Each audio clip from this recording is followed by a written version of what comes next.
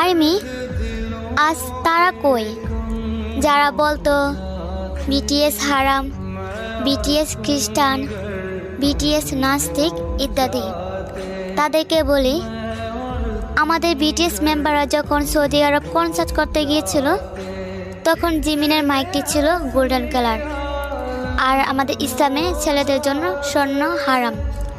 তাই জিমিন সেই জিনিসটাকে রুমাল দিয়ে ঢেকে ফেলে, আর আজ সেখানে গোল্ডেন কালার স্টিচ হয়ে নেগেটিভ পোশাক পরে উড়াধুরা নাচ চলতেছে, আমাদের নবীর রাষ্ট্রকে অসম্মান করতেছে। তো এগুলো কি এখন হালাল?